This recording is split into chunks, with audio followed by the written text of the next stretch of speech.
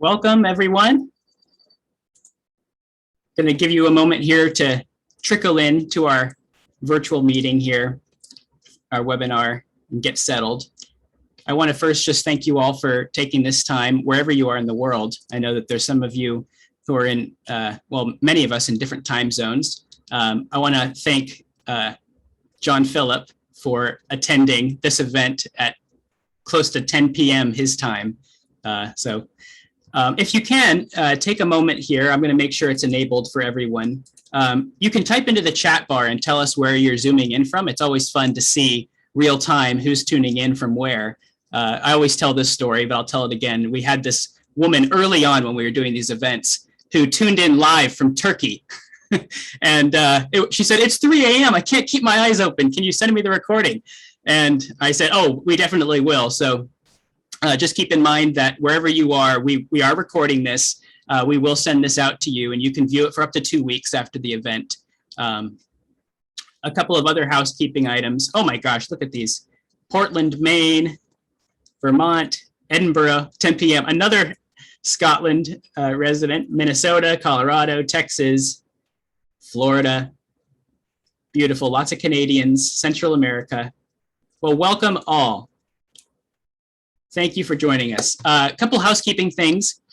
For those of you who purchased a book with your ticket, those books are actually going to be shipped out today. I had most of them shipped to my office here just yesterday, and you'll expect to have those delivered in the next 2 to 8 business days. So there's that, and let's see what else information we need to cover. Around 3 p.m. our time, so in about an hour, we'll be doing a Q&A. I'll be leading that. The way to submit your question is in the chat, not in the chat rather, but in the Q&A box below the video screen. You can type it in there. You can have it be anonymous or otherwise. We'll be using that, and I'll be reading the questions aloud to John Phillip and as well to Rob, if applicable. Wonderful. Well, without further ado, I just want to take this opportunity. Let me talk about books as well. So I will, in a few minutes, put into the chat for all of you to see a link to purchase John Phillip's other books, and it's through our bookshop.org page. So if you can, and you're interested in purchasing other books, you can do that there, and it supports, each sale supports East-West as opposed to the website starts with the A. So that would be great if you feel compelled to do that. To begin, John Phillip Newell, our guest today, is an internationally acclaimed spiritual teacher, speaker, and author of several books, including Listening for the Heartbeat of God and A New Harmony. And now the book that we're going to be celebrating tonight. I always get the sequence mixed up here. Sacred Earth, Sacred Soul. And we're excited to have him because him residing in Scotland and us residing on the opposite side of the United States, we haven't had the opportunity for those travels to link up. So we're very appreciative of that. Former warden of Iona Abbey in the Western Isles of Scotland, a very sacred place.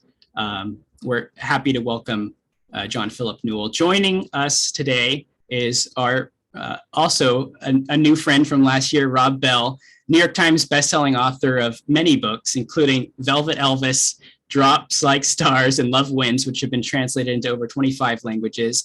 He has his podcast, which is one very popular podcast, Robcast, has toured with Oprah, been profiled in the New Yorker. The list goes on and on.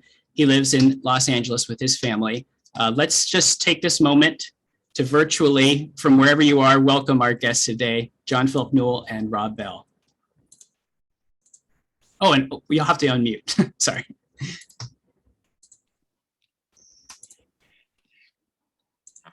Oh, JP, here we go. So good to see you. It's great to see you, Rob. Thank you, Bima. Thank you. I know, I think I speak for so many people who are, I'm seeing them in the chat here. I love to just drop little things in front of you and then watch you talk about them. And this book I don't know how many of you have read it yet, but oh my word. Whew. It has a very distinct imprint. When did you first get the idea for this book? It was about 150 years ago, I think it was. These themes have been with me Yeah. for a long time, but they've been coming into sharper focus over the last three years, especially in the context of our School of Earth and Soul, formerly known as the School of Celtic Consciousness. That provided me with the context to really begin to pull these themes together. I've always loved to access spirituality through particular lives, through particular teachers, and to allow something of their history to deepen a sense of their vision and their teaching. So that's very much how I've been teaching in the school, and it's reflected in the book. Do you you get, like, I assume at some point you thought, I ought to do each chapter, almost introduce my reader to somebody whose shoulders I stand on. It seemed, how did that sort of structure to the, how does that emerge in how you write something? I think one of the key figures in these 9 great Celtic prophets is a key figure for me personally was Alexander John Scott in chapter 5. I had done my PhD research on Alexander Scott, who was a Scottish heretic in the 19th century, had the distinction of being unanimously deposed from the Church of Scotland ministry for teaching the sacredness of the earth and the sacredness of every human being. I spent 3 years with this 19th century teacher, so much so that by the end of my 3 years of research, I was having conversations with him in my dreams at night. I felt that I was getting to know him. And he was a very little known character. He was not a writer. He was a teacher and a great orator. So there wasn't much written material from his hand in published form. So most of what I accessed was through newspaper accounts of his heresy trials, but also correspondence with many of the great thinkers of his age, people like Charles Darwin and novelists like Thackeray and Frederick Chopin, for instance, was a good friend of his. So I was able to access a lot of personal correspondence between these interesting thinkers of the 19th century and really pulled together a theology that was expressed through relationship rather than in formal publications. And when I was working on that research into Alexander Scott, I was still unaware of the fact that there was like a lineage between all of these teachers that I explore, stretching right back to the 4th century. And the first chapter is given to another so-called heretic, Pelagius, perhaps the most misrepresented teacher of all time. And then from Alexander Scott, moving forward to people like George MacLeod, the founder of the Ionic community in the 20th century. And then I finish with a great Scottish poet of today who I see in this lineage. Okay, you just blasted. See, I have a small list of questions here. I have another list of questions here. I have all the places I've underlined the book and scratched it up here, but then you just blew apart my order. Good. Because you tell this story about Pierre Desjardins, and 10 people show up to his funeral. And for many of us, he has shaped us as much as anybody. You just mentioned Scott didn't write much down. It was an oral, it was like a performance. You were either there or you weren't. The chapter that you do on St. Bridget, there's basic details about her life we don't know. So I would love for you to comment on, we live in this world that's obsessed with platform building, with your social media followers, with how many people you're reaching, with the metrics, with the data, with growing your blah, blah, blah. You know what I mean? It's like a whole machinery that people get loaded onto their shoulders. And yet the majority of people that you write about, that you and I are talking about mid 2021, have tilted the earth on its axis, and all we have is bits and pieces. You know what I mean? How I feel like that's a very, very fresh word for this moment. Yeah, and this is true of the central figure in our Christian tradition as well, Jesus. Yeah. And it's so interesting, isn't it, that we don't have written words from him, but from many of these characters who feature in the book. And the academic in me took quite a long time to get around to really focusing on Bridget. So the academic in me was saying to myself, but we don't have any writings from Bridget. So how can I really represent what she embodies and what she taught and the passion of her life?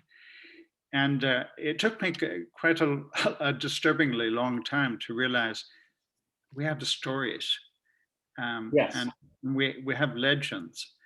And I think that one of the great things about Bridget as an expression of the sacred feminine, as I explore it in the book, is that in a sense, the question is not who was she, but who has she become in the Celtic mind and the Celtic heart and the imagination over the centuries. And so that I think part of what is stirring in me as a result of your comment or question, Rob, is this realization that these great figures, the lineage is not based on writings so much as spirit, and a spirit that has caught the imagination, the heart, the attention of others. And one of the things I've so appreciated about the early conveying of the Christ mystery in the Celtic world is that this was an oral culture. This was not a literary culture. And I think it allowed the Jesus story, for instance, to come alive in the imagination and the hearts of the Celts. It allowed them to do this profound interweaving of the pre-Christian and the Christian, because they weren't stuck with a fixed, defined, printed text. Yeah. And I want to get, because we're going to have to talk about the Druids. Yeah, that's just a good sentence right there. We're going to have to talk about the Druids in a second here. But I want to tell everybody, those of you who, like me, have loved JP's writing, this book, you're like in peak form. I mean, some of these, let me give people, listen to this sentence. This is in the opening of chapter 2 about Bridget. She is the saint who loves the earth, who reveals the sacredness of the feminine, who models female leadership, inspires poets and musicians, midwives at new beginnings, cue the orchestra, and extravagantly embodies compassion and boundless generosity towards the poor and those who seek refuge, period. New sentence. We need her. among us again today. I mean, that's just, God, that's good. Oh, you're doing something here again and again that I love. It's it's what Bridget did, but it's what she's doing. Yeah. That it is something you keep returning to with these great, the lineage. Here's what we know about them. Here's who they were. Here's what they did, but here's what they're doing. Yeah. And it makes it a dynamic lineage. It's not a fixed and final sort of package. Right. And I think that this has been sort of part of the ossification of a lot of our Western Christian inheritance. When we've thought that truth is a defined statement or package to be dispensed from above, as it were. And I think what we see again and again in the Celtic world, with this very strong oral tradition, is that the place of the imagination is key to taking the articulation, the application, the envisaging of vision forward. And one of the chapters is on the sacred imagination, and to be made in the image of God, to me means to be made in the image of the great imaginer, the great dreamer, so that we have this capacity deep within us, pure gift of God, I believe, this capacity to imagine what has never been before. And this is part of what we so critically need at this moment in time, when the very future of the earth as we have known it is at risk. We're being invited to imagine ways of seeing, imagine ways of living and relating that we haven't known before. This is a sacred gift within us that is absolutely essential to the way forward. Oh, so true. I love how you tell about the practice that developed out of her tradition of keeping a perpetual fire in the family hearth, and that this was associated especially with the feminine and the light of the divine that is deep in matter, and how they would keep the fire going. And you refer to it here as, it was called tending the mother fire. I mean, if you don't take that, I will, for a book title. Tending the mother fire. Oh, yeah. I was struck with how many of the rituals surrounding her are as fresh as anything that alive today. Yes, and I think that this is one of the great yearnings that so many of us are in the midst of, looking for simple ritual, simple elemental ritual.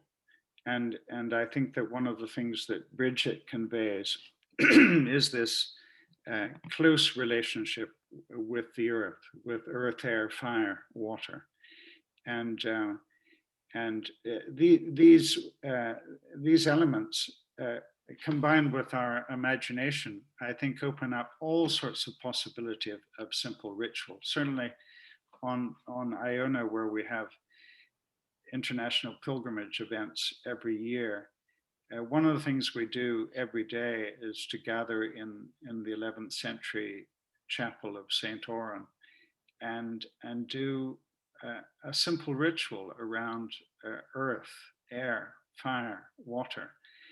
And I think many of us are longing to be free from the verbiage of very heavy, fixed, static liturgy. And we're hungering for symbolism and for rituals that help reconnect us to the sacredness of the earth and the sacredness of the heart of other. By the way, just for those keeping score, you do this thing about how people still use Bridget's names in greetings and farewells, including Or if the weather, you right here, or if the weather has been bad, you may hear someone say, Jesus, Mary, and Joseph, it's been a rainy day. I have Yeah, never heard someone explain that. Oh, and that there's a further one. If it's really been a bad day, it'll be um, Jesus, Bridget, Jesus, Mary, and the wee donkey. you right here. This is all part of holding heaven and earth together, invoking sacred names in everyday conversation to remember the interweaving of the divine and the human that is within us all. Rob, I must tell you a wonderful story about this use of sacred names. I was giving a talk in Ireland to a room full of about 200 Sisters of Mercy. I mean, I was in the middle of a powerhouse. I really believe in these women's religious orders in the Roman Catholic tradition. They're often so radical. They're not going to be told what to do by the Vatican, but they're not going to take the fight on directly so much as just continue to be creative about how they celebrate the sacredness of the earth, how they access the wisdom of other traditions, how they live compassion. So I was giving a talk in this room full of a few hundred sisters, and my experience of the Sisters of Mercy is that they are so resonating with the themes that I'm trying to articulate. But at the back of the room, there was an older sister in traditional garb. And when I was speaking, I noticed she was shaking her head like this. And I wasn't absolutely sure that she was disagreeing with me, but I thought, I'm going to look out for you at the coffee break in case you have anything to say to me. And I didn't need to look out for her at the coffee break. She was coming straight towards me. And she came up to me and put her hands on my two shoulders and said, God Christ Almighty, you're beautiful. And what you're saying is so important. God Christ Almighty. So it was, oh yeah. But I love this this Irish use of sacred names to bring something of the divine and heaven so immediately present. Yeah.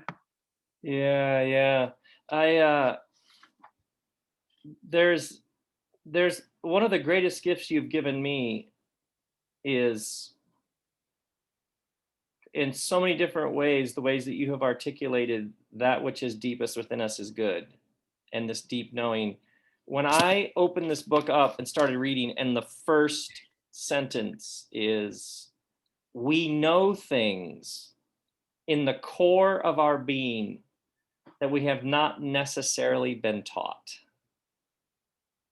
And some of this deep knowing may actually be at odds with what our society or religion has tried to teach us. When you open a book with that line, do you know that's the first line of the book? Where in the process of writing do you go, of course that's how I open? Yeah, I think this was one of the realizations that came pretty early in this book project, and that was my experience in teaching over these few decades is that as I've tried to communicate the wisdom of this inheritance for today, again and again and again, I've had people come up to me at events and say, you're expressing what I've always known at some deep level, but I haven't heard it taught. And I think this is so important for those of us certainly in teaching roles, but for all of us in terms of how do we set one another free And I think that whether it is in a teaching role or in the nature of true friendship, I think one of the really important things that we're being called to do or invited to do is to try to simply express what the soul knows at a deep level.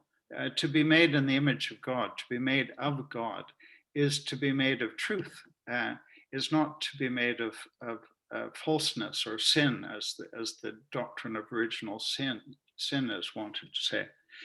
So how do we keep trying to give simple expression, rather than me saying to you, I have truth, let me generously tell you what it is. Right.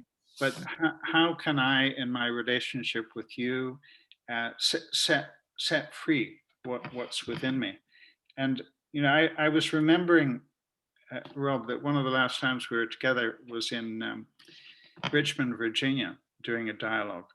And at the end of that evening, a good friend of mine, Gary Jones, joined us for something to eat. And I don't know if you remember him saying, but when he entered the restaurant, he looked at me, pointing at you, and he said to me, "You need him." and I took that to mean not a sort of dependency, not a dependency on you. I took that to mean that is the nature of true relationship, that we have the capacity, I believe, to set one another free. Yes. And I always feel that what my ideas are much more exciting and interesting when I'm in your presence. But I think that's what true friendship and relationship is about, that we can actually set free what is already there. So that that's what I would want to do for you, and that's what I experience you doing for me. And I think that's the nature of the beauty of friendship. And in the Celtic world, there's the tradition of the Anam Cara, the one who loves your soul, is the one who can really help set free articulations within you. Absolutely. In the work that I do with people, I often, if somebody say, "What do you think?" I will say, "Well, that's kind of interesting, but I'm here to hold up a mirror." Right. Because we give each other this gift of holding up a mirror to each other, so that I want to help you see what I see about you. Yeah. Because you already know. The only guru that can help you is a guru that keeps reminding you don't need a guru. Yeah. But every once in a while, you need a guru to say you don't need a guru. You got it. You're fine. Yeah. Fine. I remember years ago leading a retreat for a group of British military chaplains, and there was a bit of conflict in the group about one of the sort of theological issues. It was probably the doctrine of original sin. And they were becoming quite sort of heated in their exchange together in the group. And one of them said, but we need to ask our leader. He's the one who can tell us what the truth is. That was quite stark in a military context where there is often this defined sense of hierarchy, but it has affected so much of our religion as well. That there's been this notion that,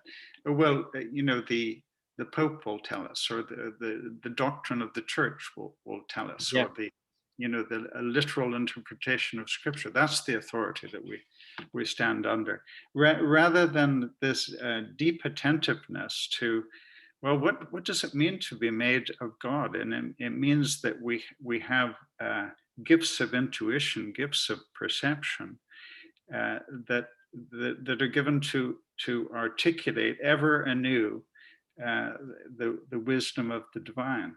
And the exciting thing is that it's continually unfolding. It's not a once for all revelation. Right. It's interesting how, like you and I in our work, so much of the bass note or the drumbeat of what we've done is talking to people about their own deep knowing and their trust of that. I think of Moses and the people at the base of Mount Sinai, and the people say to Moses, "You go up on the mountain. If we go up, we'll surely die. You go." And there's later where it's almost like Moses says, "Oh God, these people, I wish they'd all come up on the mountain," but they stand at a distance, basically farming out their deep knowing to somebody else. And I was struck this past year and a half. What I saw again and again with COVID is people, would somebody please just tell me, what gatherings can I, how close can I get to other people? When is this? And the experts often seem to be in conflict, or this person seemed like you could see people almost melting down with, you're going to have to exercise your own discernment and deep knowing. That this thing is too complicated and too weird and too, even the experts are going, yeah, we're learning as we go. Yeah. Almost like a global invitation to take a deep breath, check in with yourself. I sensed this, I don't know if you did, a tremendous invitation for so many to trust, because you had to in many ways. Stay in, go out, go to work, go not. Yeah, there's an invitation in there, which is to not stand at a distance, but to actually trust that deep knowing. Yeah, yeah, and I think that would be one of my hopes for this book, is that it would encourage us to take on this responsibility that I believe each one of us has, and that is to do this reading of the soul, or this sort of reading of the inner text, as Pelagius puts it, as early as the 4th century. I tell the story in chapter 1 of a young woman writing to Pelagius and saying, "Tell me how to live, give me a rule of life." I had that underlined. Pelagius writes back and says, "Don't ask me. What has God written into you? Learn to read there what God has sort of etched into the very fabric of your being, and once you learn to read there what has been written into you," he says, "then write it out on a piece of parchment and allow that to become your rule of life." But then he says, "But," and this is the big but of the story, and I think it's a critical one for us. He says, "But once you've written out what you've read within, then compare what you've written to Jesus, seeing Jesus not as an expression of something that's foreign to us, but as an expression of what is within us. He's seen as the touchstone of what's written within us. So he says, but once you've written out what you've read in your own heart, then compare it to Jesus. And if there's discord, then he says, you've misread your soul. Go back and read again. And I think this is so important. We all need to do our own reading. You can't do it for me. I can't do it for you.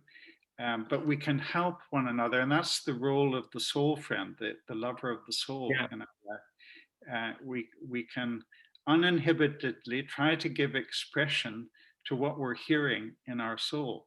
And there's been a lot of inhibition around. We've been trained to be fearful of saying things that might be against doctrine, or against the accepted norms and teachings of the church, rather than taking this risk of trying to utter what our soul is prompting in the company of those who love us, and love us enough to say, who do you think you're kidding? I mean, because sometimes, we will, of course, sometimes want to hear just what's convenient to us. And not the challenging truth of who we're being called to become, and what we're being called to do for one another and the earth. So true. So true. Okay, so we need to talk about the earth for a bit, because I love in this book how we just keep coming back to our feet on the ground, our hand in the stream, the wind in the tree. Like, you do this wonderful, but there is a thing you do here on page 7 about how Roman historians, when they came across the Celts, had this perplexity because Romans had these temples, like big temples for big gods, like that building, the Parthenon, wherever. That god was it. The British comedian Eddie Izzard, Jeff, the god of biscuits, has that temple. Or like the Romans had big temples that gave you guidance. You want weather, you want war, you want sexual power, you want, okay, here are the temples, here's how it works. There's the god in that temple. But when the Romans encountered the Celts, they didn't have temples. This is because, you write, the Celts considered the forests and the mountains to be their temples. With even greater perplexity, Roman authors also describe them as viewing the feminine as sacred. And I think it's so interesting how you link the power and control that comes with a defined temple with, and then the being free from temples, because the whole earth is sacred, with a proper understanding of the sacred feminine, which to me is 2021. I mean, the modern edges of this are just astonishing to me. Yeah, yeah. And so much of the sort of shadow masculine that has exercised so much power in our nations, including often in our religious traditions. The shadow side of the masculine has often been arraying itself against both the earth and the feminine. Yeah. And again and again and again, the way we have subordinated, abused, wronged the earth is the way we've been frightened of or tried to subordinate the feminine. These two go hand in hand. And we see this again and again over the centuries in the Celtic tradition. These authors are again and again pointing both to the earth, the sacredness of the earth, the sacredness of the feminine. Someone like Teilhard de Chardin very, very beautifully speaks of it as the fragrance of the feminine that is deep within us all and deep within the body of the earth. And by the fragrance of the feminine, he's meaning that dimension of us and that dimension within all things that invites oneness, or that invites that invites interrelationship. I mean, that is just because what comes up again and again is you talk about the sacredness of the body, the sacredness of our own deep knowing, the sacred of the earth. But then there's another theme that keeps looping back, is how these truths have political dimensions to them. So when someone says, oh, the earth is holy, the table is holy, this food is sacred, that can easily feel so soft and squishy. And yet you take us again and again to the trees are sacred, the water is sacred, the earth is sacred, are actually radical political statements that for literally thousands of years have subverted power structures. That is massive truth that you are doing, and you do it.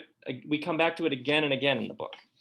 Yeah, it's fascinating. The first teacher in the Celtic world, the first Celtic Christian teacher that we have access to is Irenaeus of Lyon in the 2nd century.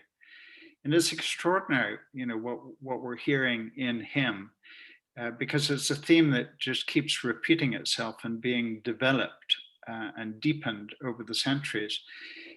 Because Irenaeus in the 2nd century is already concerned about the fact that in Mediterranean Christianity at the time, there is an increasing emphasis on a doctrine that later is expressed as the doctrine of creation ex nihilo, creation out of nothing, Yeah. in which it was taught that a distant creator fashioned matter out of nothing.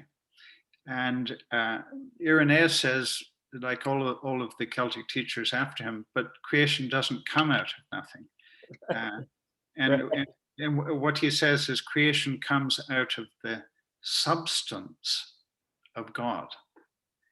I mean, that is extraordinary language still for us in a world that is so often thought in dualistic terms between spirit and matter, heaven and earth, the divine and the human.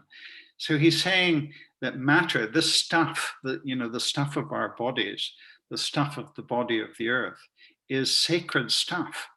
It comes, it's not fashioned out of nothing. It comes out of the very womb, or comes out of the very essence of the divine. Therefore, what we do to matter, how we handle one another's bodies in relationship, how we care for the bodies of those who are poor and suffering, how we care for the body of the earth, these are sacred matters. And so when Christianity gets into bed with power in the 4th century, when it becomes the religion of empire, almost overnight changing from a religious tradition that had been persecuted to being a religious tradition whose leaders became the princes of empire, really, the holders of enormous prestige and power. There's a trade-off, there's an exchange that happens in that Christianity becoming religion of empire. And one of the first things that the imperial church does for Rome, I believe, is the doctrine of creation ex nihilo. Because if you neutralize matter, if you say it was made out of nothing, right, then you start thinking, oh, well, we can do whatever we want to matter. And that's been the lie of empire through the centuries, whether that's the Roman Empire or the British Empire or the American Empire. We have acted as if we can do whatever we wish to the matter of the earth. Yeah, and you have this great, Allie, your wife has this great line, page 21.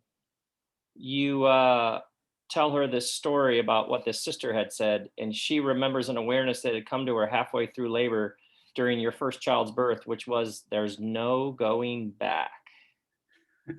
And I found that so beautiful. That helped me when you talk about American empire. There are profound forces in the world right now. Literally, let's try and make America great again. Like, can we just go back? Yeah. And this sacred feminine, but just these voices and technologies and new frontiers of exploration and possibility and opportunity. And in some ways, much of the polarization and conflict is a group going, where is this taking us? And a group going, can we go back? Yeah. Yeah, this is terrifying. Can we just go back to what we know? Yeah. And I love Allie, just there's no going back. Yeah, and not quite knowing where we're going on the journey can be terrifying, especially given the religious inheritance that many of us have been given and reared within, with very sort of clearly defined teaching statements about the kingdom of God and about heaven and about the unfolding of the mystery. And one of the reasons why I was so keen to finish the book with chapter 9 on sacred journey and accessing the poetry of Kenneth White is because... That's where I'm turning next, by the way, just to let you know. Okay. Is his sense that we're being called back into true relationship with the earth, and that that moving back into true relationship with the earth, he says, will give rise to a rewording of the world, that is seeing of our relationship with the earth and one another in different ways. And it'll affect how we speak about the earth, how we speak about the one another, and it'll affect how we act in relation to the earth. And he says those two experiences of coming back into relationship with the earth as sacred and coming back into true relationship with the essence of one another is going to lead us on a journey into what he calls a newfound land. And it's a beautiful poetry of voyaging figures. And he says that, you know, what we're all being called to do is to be cartographers. I mean, we're adventurers, map makers. We're moving into territory that we don't yet know. Faith is the assurance of things hoped for, the conviction of things not yet seen. It's about, well, what is this not yet seen that we're being invited into? I mean, Kenneth White, this brother. By the way, dear readers, all of you, at the end, this Kenneth White blew my mind. Like, where has this guy been? I mean, what in the world? Okay, here he says, you say that he says here, page 225, White sees, and this is what I wanted to run by you because the poignancy of this. White sees that we are survivors of a great catastrophe, namely the industrialized world's separation from nature. And what so struck me about that is I was thinking about the huge television shows of the past few years. One of the biggest shows on Netflix, Lock and Key. What happened? Oh, the dad died. Queen's Gambit. The star of Queen's Gambit. What's the story? Oh, she was abandoned at an orphanage. That show on HBO, The Leftovers. Oh, a group of people mysteriously disappeared. What's so striking to me is how many of the huge television shows that have this golden age of television are about something traumatic happened. And the show picks up just after that. Stranger Things, which is my family and I, my kids and I have watched that, that show. Something soul-wrenching happened, and the entire the show Lost, which is a number of years ago, and yet there's a plane crash and everything happens. That so much of the stories that are being told around the fire, television being our communal fire in some ways, are about people almost staggering, trying to orient themselves after the big whatever it was. Mm. And what was so helpful about how you framed the work of this brother Kenneth White is this massive industrial schism between humanity and the earth that we're a couple of 100 years into. We are buying things on Amazon and we're those people post that traumatic split. You know what I mean? And you gave such a wonderful way of framing that. Does that resonate with you? That there's almost like a daze or a malaise because of it. Yeah. I wanted to, earlier today, I was thinking that it might be a good thing to share one of Kenneth White's poems. And the one that I was thinking of, Rob, is really coming out of that passage you've just. So Kenneth White has this experience of being disconnected, of becoming aware of our disconnect with the earth, and how that leads to a sort of disconnect within himself and in a human relationship. this happens in Glasgow for him, but then it happens in Paris as well, where he did his PhD on poetry and politics. And a turning point for Kenneth White comes when he is able to acquire an old rundown farmhouse in the Ardèche in France. And this is where he comes back into relationship with the earth and back into relationship with himself again. So he writes, "So I have put away the books, and I watch the last apples fall from the frosty trees. And I have seen also acorns stretching red shoots into the hard soil, and the white bark of the birches was more to me than all the pages. And what I read there bared my heart to the winter sun and opened my brain to the wind. And suddenly, in the midst of that winter wood, I knew I had always been there, before the books as after the books, a winter wood, and my heart bare, and my brain open to the wind." His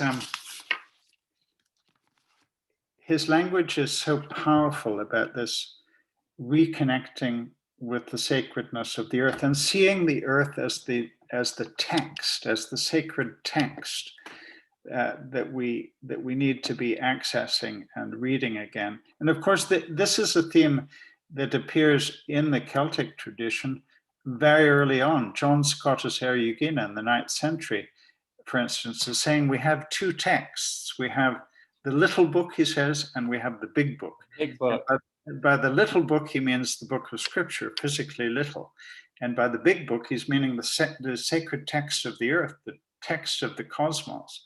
And he says, if we try to read only one of those books and not the other, then we're not going to hear the fullness of the expressions, the utterances of the divine.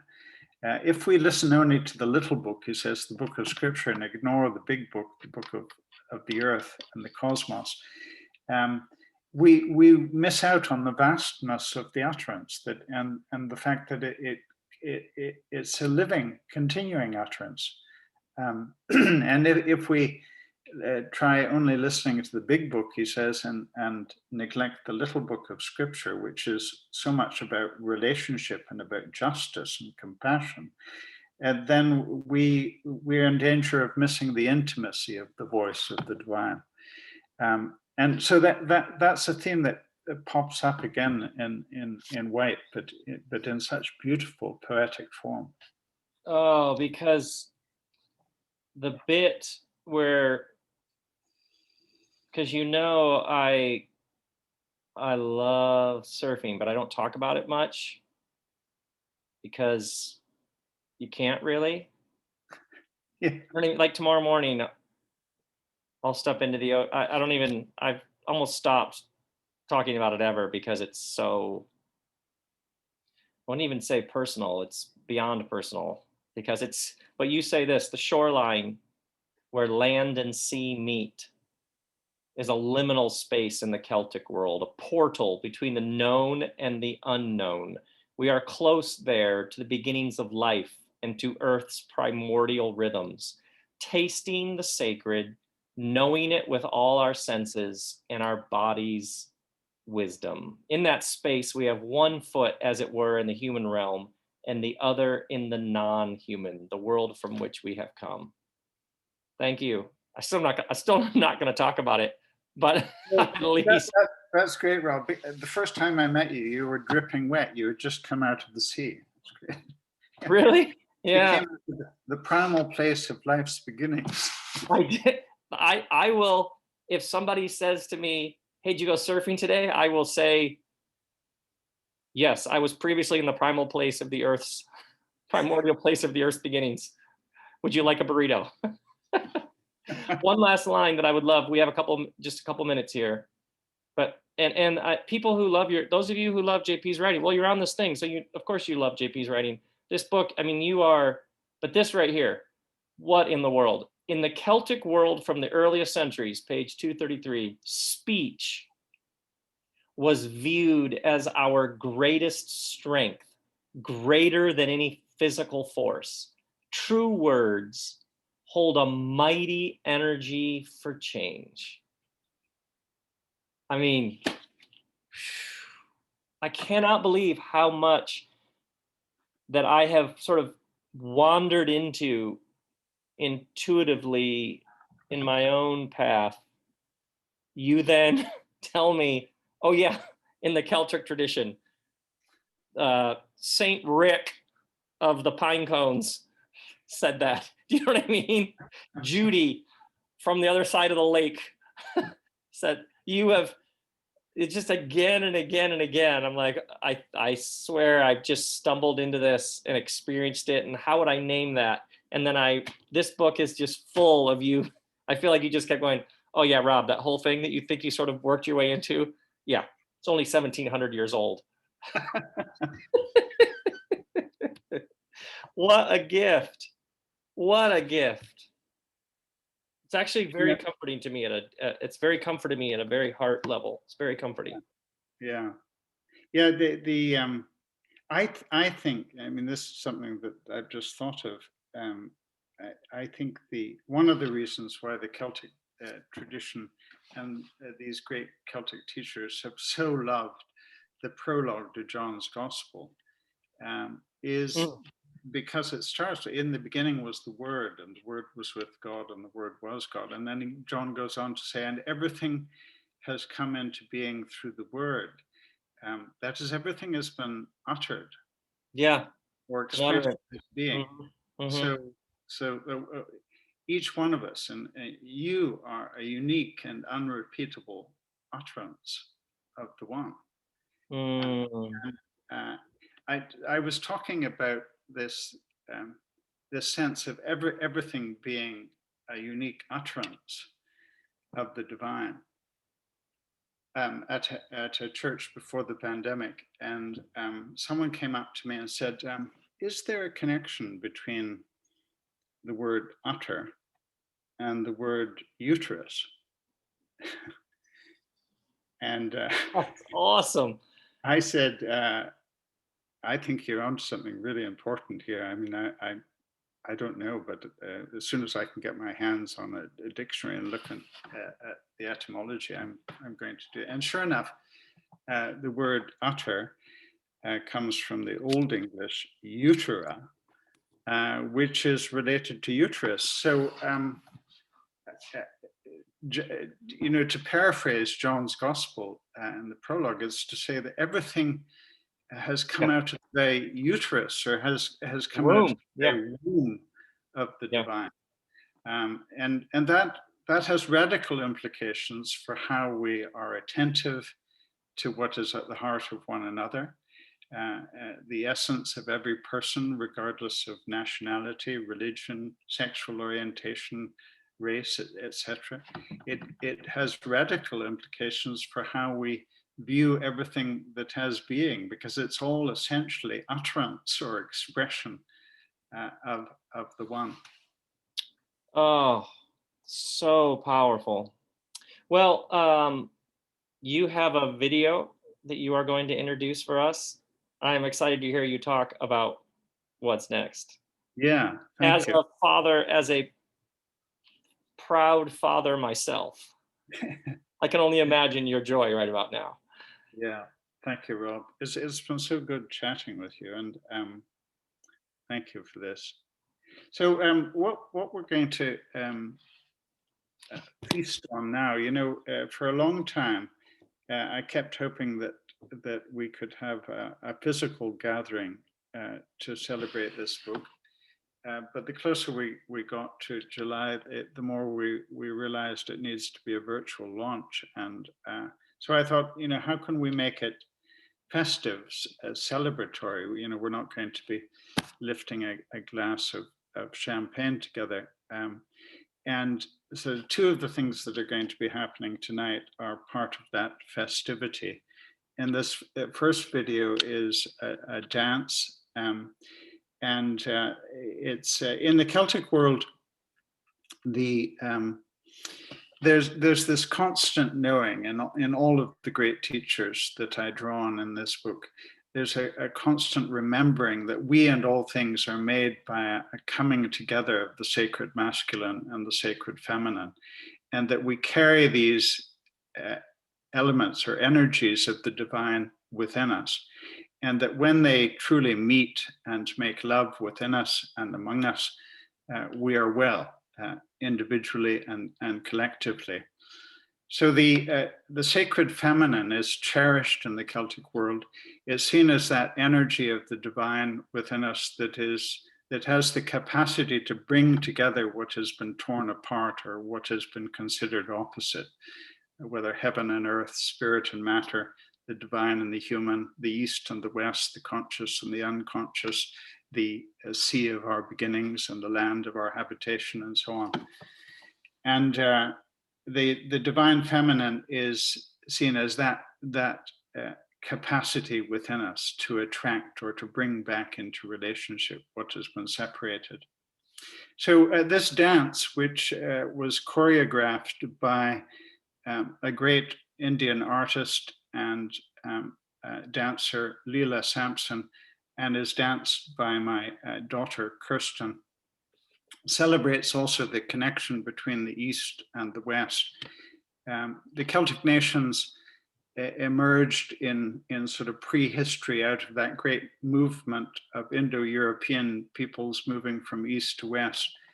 And the Gaelic that is spoken in Scotland, many of our Gaelic words share an etymological root with Sanskrit.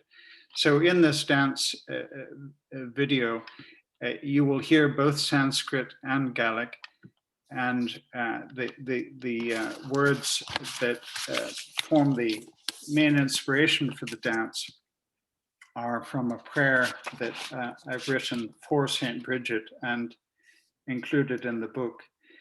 It's going to be sung in Gaelic, so I thought I'd like to offer you the words in English. Awake, O my soul, to the beauty of the divine deep within you, and awake to its fragrance in the body of the earth. Know its strength of attraction and its grace to heal what has been torn apart. Awake, O my soul, to the beauty of the divine deep within you. Awake, O my soul, awake. So our dance, St. Bridget and the Divine Feminine by Kirsten Newell.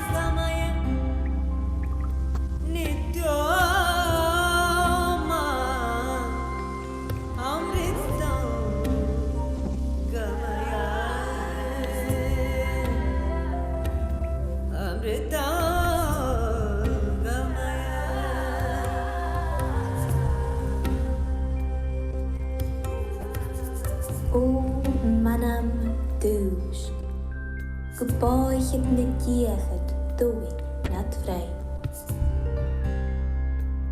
Agus dúsk go chúriacht an an críir na talavi. Tuk a cuach tavi, agus a chomas slánacha na haréibs.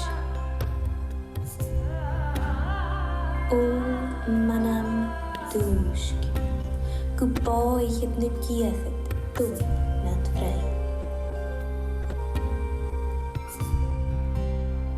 Dúsk manam dúsk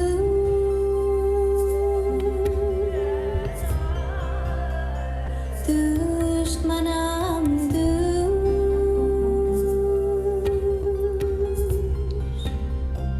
dúsk manam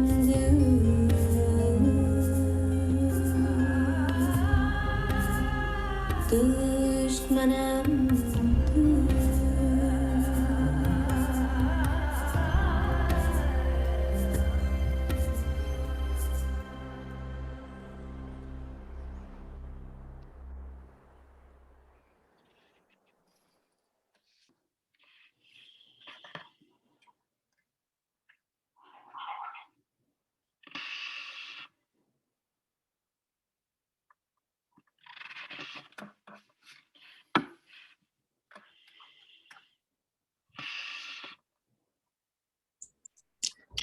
I hope everybody could hear that okay. Yes, it came across clearly here. So beautiful. We thank Kirsten for and for yourself for putting that together. So wonderful. So we have some time for question and answers now. We have had a few questions come into the Q&A box, but just a reminder, it's best if you put that there because it's a better format than the chat. So it's just below, if you see John Phillips' video here, just below John Phillips' chin or thereabouts. So we had one that came in quite early. This one is from Phyllis. Thank you, Phyllis. John Phillip, you wrote an Earth Mass a few years ago. Given your evolving work, would you change today the usual communion language? This is my body broken for you. And then she writes, this is my lifeblood poured out for you. I'm writing a new communion service for my own church, and this is a tough choice. Thank you, Phyllis. Such an important question. I think a question that probably a lot of us are wrestling with. I think that Rob and I earlier were speaking about the yearning for ritual today that will make a profound connection with the mystery of the earth, the sacredness of the earth, and the sacredness at the heart of one another and of all people. And here we have, in the Christian tradition, we have a ritual around bread and wine that are elemental, and but again, from the 4th century onwards, we can see that this sort of ritual increasingly got disconnected from the earth, and disconnected from the Jewish roots of the sharing of bread and wine, fruit of the vine, a work of human hands. And I think that it's an enormous challenge for me, for many of us at this moment in time, to profoundly live with and to celebrate the sacrament of bread and wine with the language and with the association of theology that's often sort of tied up with it. So language about brokenness, for instance, will often, in the minds of Christians who have been exposed to the doctrine of substitutionary atonement, in which we've been taught that Jesus's body needed somehow to be broken and his blood needed to be shed in order to appease an angry God and move a God towards forgiveness, a sort of payment to God. That is a grotesque and I think perverted understanding of the divine. The reality, however, and this is why I would continue to want to access the language of brokenness, is that there is the sacredness of sacrifice within our own lives and relationships, and within the body of the earth. And I think that's one of the aspects of sacrifice that so many native traditions are strong at honoring and recognizing. In the Native American tradition, for instance, before a tree was cut down, there was an acknowledging of the sacrifice of the earth, the sacrifice of the tree, and the life of the tree for us and for our well-being. So I would say, absolutely, let's keep a notion of sacrifice within our rituals, but emphatically, we need to free it from any notion of sacrifice being offered in order to appease or make payment to an angry God. Thank you, Phyllis. Really important question. Thank you, John Philip. Here's one from Sherry Hauser and Rob McClellan. They write, earlier you said the future of Earth as we know it is at risk. Many of us feel this deeply, and because of that, it is easy to fall into the abyss or succumb to despair. Can you speak about the role of joy and playful resilience in the figures you feature in the book? Thank you, Rob and Sherry. How lovely to hear from you. I wish I could be seeing your faces. I think one of the things I'd want to say is that I've dedicated this book to my grandchildren and to the grandchildren of the earth. In the prayer, or in the hope and prayer that they may inherit the earth and come to love her and live in love with her. I believe that we are in the midst of a moment. Thomas Berry, the great eco-theologian, called this age that we're living in, before he died, he called it a moment of grace. And by that he meant we are being given a way of seeing the interrelationship of all things, the likes of which humanity has never known. And the earth consciousness, the earth awareness that we are in the midst of is an enormous feature of this moment in time. And I think that's what Thomas Berry meant when he said we're living in the midst of a moment of grace. We are being offered ways of seeing that are affecting every great discipline of thought, from economy to ecology through to theology. We are coming back into reference to the earth. But a great prophet that Thomas Berry was, he didn't leave it there. He didn't just wasn't happy just to say we're living in a moment of grace because of this earth awareness.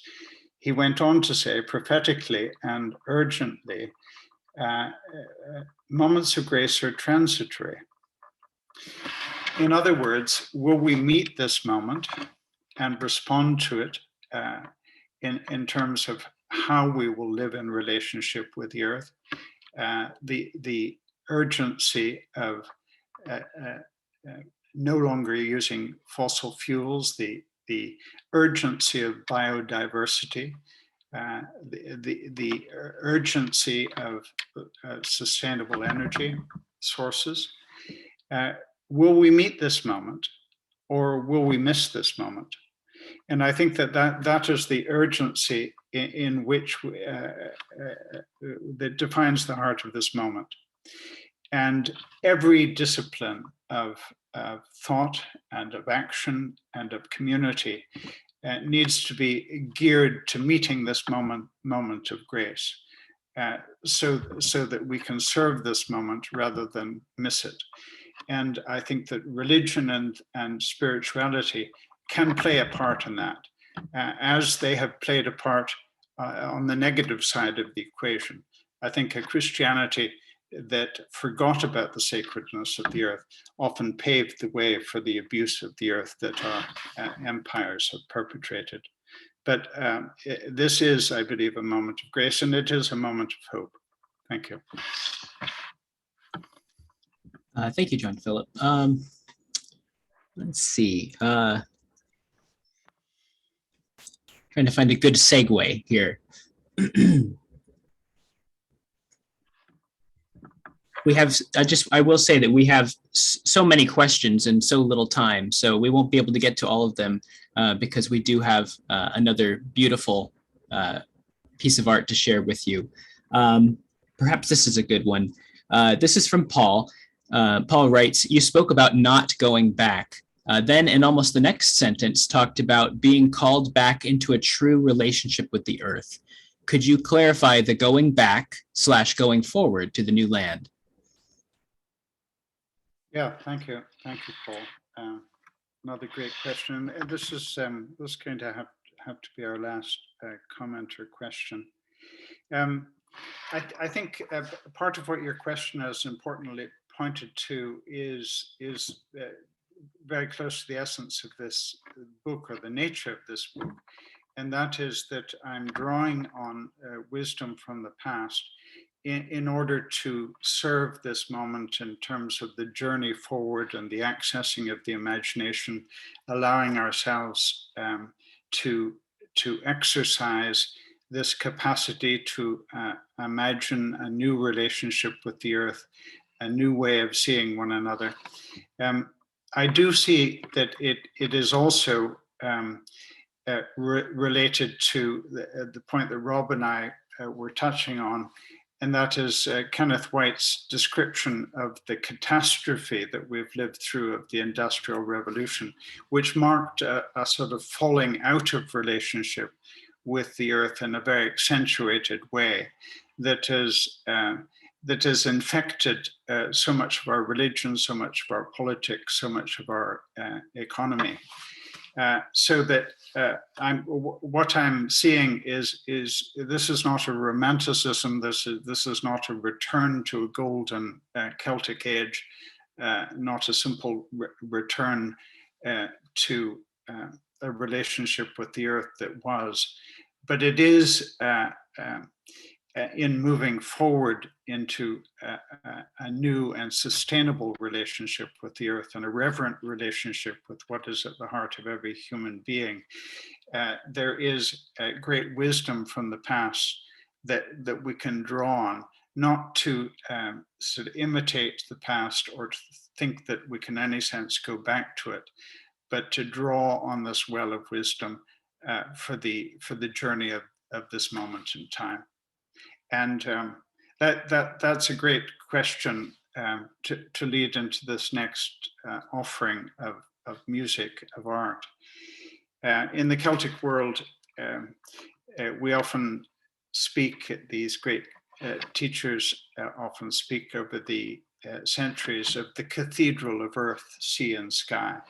It was a way of speaking of the sacredness of the elements and the sacredness of our relationship with the earth.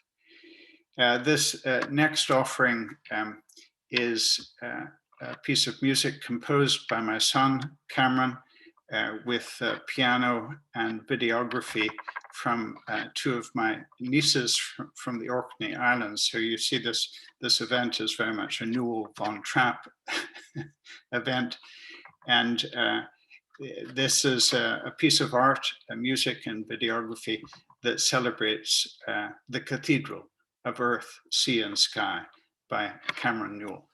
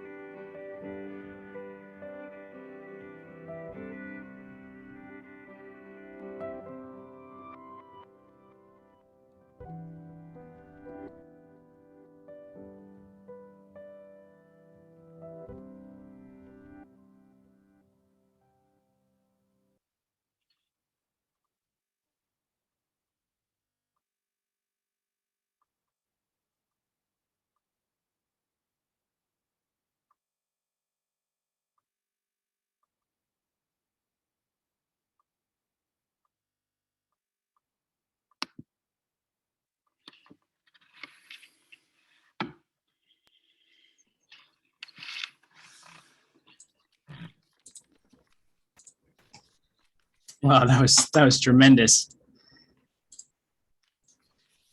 We'll give our thanks to Cameron as well. It's almost just the way that, that infinity point of the horizon, to have that mirrored effect. It was really transcendent. It's beyond words. So thank you so much. Thank you. And Rob, thank you for all that you've done in this event and in illuminating some of these ideas. And I will ride shotgun for JP any day. Yeah, what an honor! I am your wingman. Thank you. It was an honor to be a part of it. Yeah. Indeed. Just a few parting remarks here. Let's see. Again, in the chat, I'll put it down there. There's links to find John Phillips' books. I couldn't find any actually of Kenneth White's books that we can link you to. I think many of them are older and perhaps not distributed by our main distributor. But do you have any suggestions, John Philip? Thank you, Bima. And in fact, I've been in touch with Kenneth recently. He's in his mid 80s now, and I mention in the book that he's not been celebrated in Scotland. I mean, often a prophet is not with honor in his own nation, but he's been greatly celebrated in France. But the very good news is that the University of Edinburgh Press is about to publish his complete works. So oh, wow. Very soon we're going to have the complete works of Kenneth, which are invaluable. So look out for that. It'll be coming in the next number of months. What was the publisher again? The University of Edinburgh Press. Wonderful. Okay, excellent. Well, there were a few questions regarding that, so I'm glad we got to cover that. Beyond that, I just invite you all to go to our website, and we do have other events of this kind. We're actually going to be welcoming Rabbi Rami Shapiro, who's a really wonderful speaker in the mystic Western tradition, and he'll be talking about the role of the divine feminine as well. So it's very timely.